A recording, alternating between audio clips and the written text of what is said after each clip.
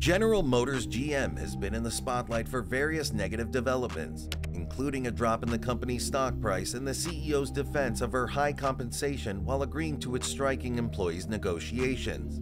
Fortunately, it looks like the whole tussle might have come to an end as the automobile giant and workers seem to have reached an agreement. Why did the workers go on strike? What were they demanding? What agreement did the company reach with the United Auto Workers UAW? In this video, we will look at what has happened with GM and workers and how the two parties resolved the whole saga. The United Auto Workers UAW started a strike against GM, Ford, and Stellantis in September. The strike commenced on September 15th when the union and the companies failed to reach an agreement before a deadline. The strike initiated by the union against all three automakers went on for nearly 7 weeks. This makes it the longest U.S. auto strike in 25 years. In an effort to put greater pressure on the firms during discussions, the strike began as a planned walkout at one assembly facility from each company. There was a nationwide walkout by UAW members for 45 days. UAW President Shawn Fain first said every Friday that one or more automakers would be the target of a strike at certain places. Weekly, new workers from other factories joined the strike to increase the pressure on the automakers throughout the negotiating process. The union demanded a wage increase, cost of living allowances, and employee pension benefits. The union originally demanded a 4-year salary raise of 40%, which was eventually reduced to 36%. They also demanded that regular cost of living increases be restored since workers had lost this defense against inflation in 2009. Furthermore, the union sought to do away with the tiered employment structure, which gives lower compensation and fewer perks to younger employees.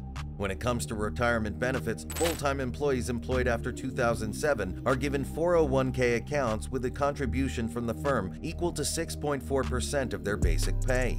The UAW demanded that the businesses pay for retirees' entire medical expenses and restore defined benefit pensions for employees. The demands of the union also included measures requiring automakers to pay workers for community service for an extended period of time in the case of a production shutdown, a 32-hour work week with compensation for 40 hours, and the ability to strike over plant closures over the life of the contract. When the strike started, the company's CEO made comments that got people and workers angry. Mary Barra, the CEO of General Motors, currently holds the highest salary among the 3 CEOs, earning approximately $29 million annually. Her earnings have seen a significant 34% increase over the past 4 years. During an interview with CNN, Barra defended her high earnings and compensation. She explained that a substantial 92% of her salary is linked to the company's performance, and GM offers profit-sharing arrangements to its employees. According to her reasoning, when the company performs well, everyone benefits from increased earnings. When the reporter in the CNN interview questioned if the company's pay inequalities were fair, the CEO opted to refocus the discussion by highlighting a very compelling offer that was made available for the union to review. Mary Barra drew attention to the fact that their plan contained profit sharing and a 20% rise. It's important to remember, however, that the 20% rise is still 14% less than what she got over the previous 4 years. A provisional agreement has reportedly been reached between the union and General Motors Corporation. This deal follows earlier ones with Ford Motor Company and Stellantis. The UAW started its stand-up strike against specific factories, which is estimated to have cost the economy $9.3 billion in the first 5 weeks of the walkouts. It's expected that this new tentative deal would include around 145,000 UAW members who work for Detroit-area automakers under a more lucrative 4.5-year contract. The agreement's precise terms are unknown at this time. However, it is known that GM recently offered 25% raise proposals, which were in line with the terms of the preliminary agreements Ford and Stellantis had made. These deals also featured improved retirement benefits and a faster rise to the highest pay rate, which exceeds $40 per hour or about $83,000 annually. GM was reportedly getting close to a comparable financial outcome. These agreements also include clauses that make it easier for temporary employees to move up to full-time jobs with benefits. According to the union, these adjustments might lead to wage rises for the lowest-paid employees of more than 150% throughout the contracts. Mary Barra, the CEO of GM, said she was happy with the deal, stating, "GM is pleased to have reached a tentative agreement with the UAW that reflects the contributions of the team while enabling us to continue to invest in our future and provide good jobs in the U.S." Automobile companies argued that complying with the UAW's demands would result in significant cost increases and might disadvantage them in the market when compared to international brands such as Toyota Motor and non-unionized electric car leader Tesla. Ford estimates that the increased labor expenses associated with the new contract will range from $850 to $900 per car. According to credit rating firm Moody's, these kinds of agreements would increase each automaker's expenditures by more than $1 billion.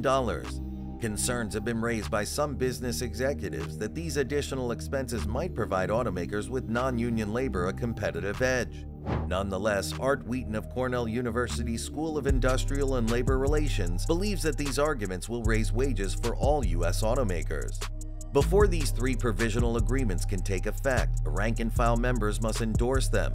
Members at one or more enterprises can decide not to accept the preliminary agreement, in which case the strike at that particular company would resume. Approval is not certain, even if the agreement's promised financial benefits may persuade the membership at large to approve. There have been other occasions in the last few years when rank-and-file members have voted against a settlement that the union leadership endorsed, leading to strikes. A case in point was the almost 4,000 UAW members who went on strike at Mack Trucks on October 8th after they rejected their preliminary deal. The Mack truck workers are still on strike. The agreements reached with Ford and Stellantis not only delivered financial benefits to the union but also enhanced job security. This allows the union the right to strike during the contract's duration in protest of any new plant closures. Historically, the union had operated under a no-strike clause that remained in effect throughout the contract, which allowed companies to close plants without the threat of a strike. These agreements included commitments to introduce new products at certain plants that might have otherwise faced closure. Some of these plants produce engines or transmission parts, which are essential for traditional gasoline-powered vehicles but not electric vehicles. All automakers have announced plans to transition from conventional internal combustion engine vehicles to electric vehicles in the coming decades, a shift that the union is concerned could result in job losses at engine and transmission plants. Fain had previously mentioned that the union secured a significant agreement with GM regarding the inclusion of workers at its series of EV battery plants, either operational or under construction, in the labor agreement for its plants. However, specific details of this agreement have not been disclosed. Fain also indicated that Ford is willing to make similar arrangements for its EV and battery plants. As the strike continued, GM, Ford, and Stellantis faced growing pressure to reach an agreement due to the accumulating financial losses. It was estimated that the strike had cost the auto industry approximately $9.3 billion, according to a report from Michigan-based research firm Anderson Economic Group. In a live-streamed address on Facebook, Fain stated that the recent contract agreements would support the UAW's broader goals of organizing non-union car manufacturers, including Tesla, Honda, and Toyota. Mr. Fain, who was elected as president of the UAW in the spring, adopted a tough stance during the negotiations, framing the auto workers' struggle as a part of a broader battle against the billionaire class. He frequently provided public updates on the negotiations, a departure from past practices, and even theatrically tore up a company offer during a social media broadcast. These negotiations by the UAW coincided with prominent labor movements, including strikes by Hollywood writers, actors, and UPS workers. With labor shortages prevalent in many industries, the labor movement appeared revitalized after years of decline. The contract discussions garnered attention from both President Biden and Republican rivals, recognizing the significance of Michigan and other key auto-producing states in their 2024 campaign strategies. So what do you think? Is the strike over for good? Will the Ford executives agree to these demands? Tell us what you think in the comments below.